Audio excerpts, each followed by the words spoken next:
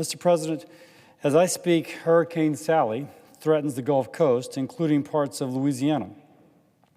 Our prayers are with those in the path of Sally.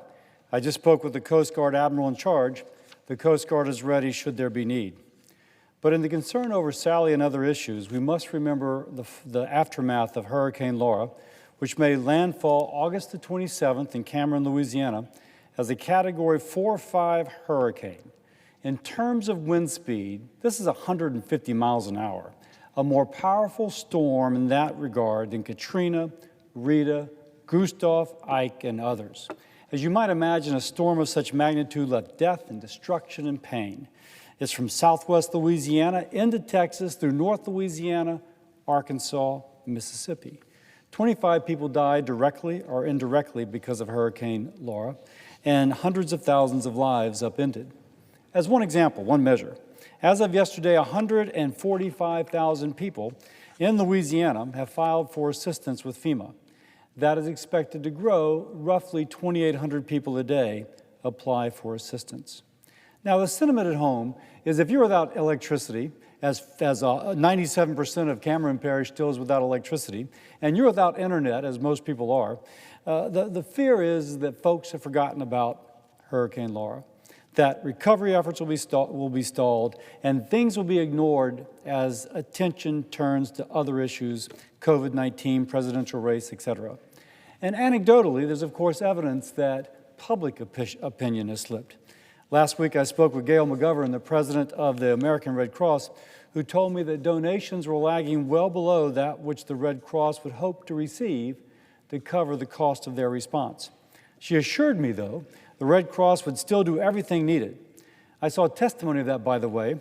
I flew from Louisiana to Washington, D.C. yesterday, and the jet was full of Red Cross volunteers. We are so appreciative. But I assure folks back home, just to say, that I did get a call from President Trump just as the hurricane hit.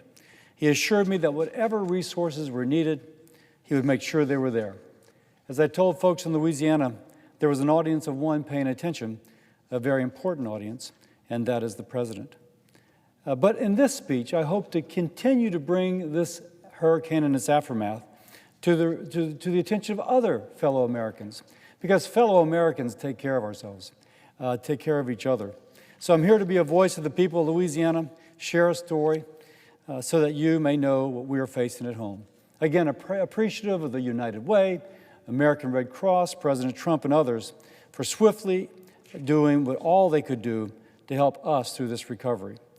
But let's tell the story. Here's a wonderful picture from Lake Arthur, Louisiana. She probably doesn't like the fact that I'm showing it. She didn't like how she looked. I think she looks fantastic. This is Bethel Boudreaux Bro, a great American patriot and a great Louisiana name.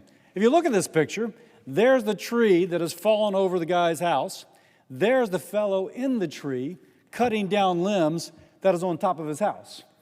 Here she is with a tree behind her and all the debris associated with it, holding up an American flag.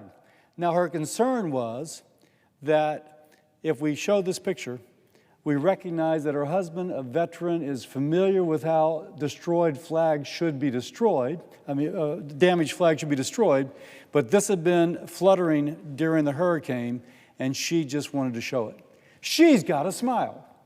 This is 1 or 2 days after this devastating hurricane with all this, and the spirit of Americans is that she's holding that flag and she is smiling. A great American patriot, but also shows the attitude of Americans and the attitudes of people in Louisiana. We are resilient in the face of adversity. But there's more than enough adversity to go around. Let me just give you a couple stories that are on our Facebook page. Mike Williams from Lake Charles gave our office a tour of his home. His metal roof completely ripped off. Water came all through his house, the ceiling falling in, every single room extensive water damage. 20-year-old Hannah Vinson shared that her childhood home was gone. The roof collapsed, flooded. A tree fell in her mother's bedroom all across their yard. She has this semester off from school because of a lack of access and expenses she cannot cover even though she works. She told us it's overwhelming. People say, why even go back when your school is destroyed? I started a new career, and that has to come to an end because where I work is gone now. There are 1,000 more stories like theirs. But amid the devastation, there's hope. And I'm inspired by those who rushed to help however they could. The Cajun Navy is an organization of volunteers who respond to disasters.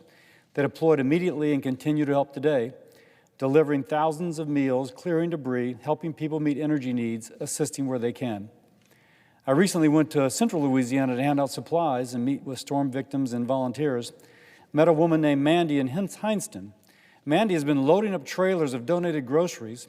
She takes them to the rural parts of the state where folks can't access critical supplies in central and western Louisiana. A critical service because folks on the back roads couldn't get out, and there was a gas shortage in some storm-affected areas.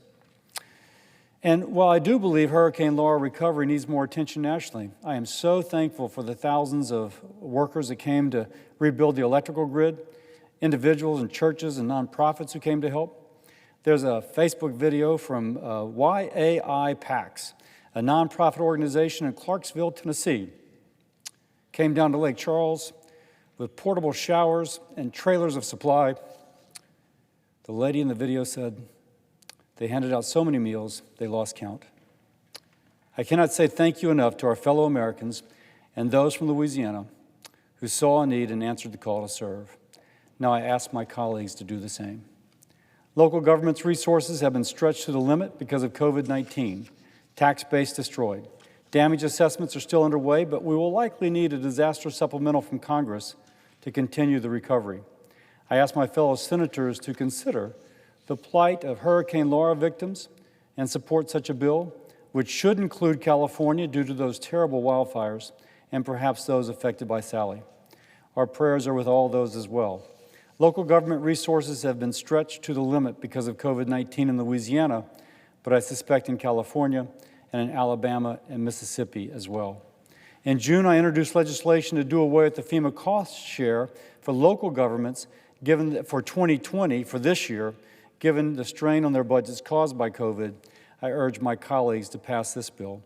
And lastly, let's just reassure my constituents in Louisiana they are not forgotten.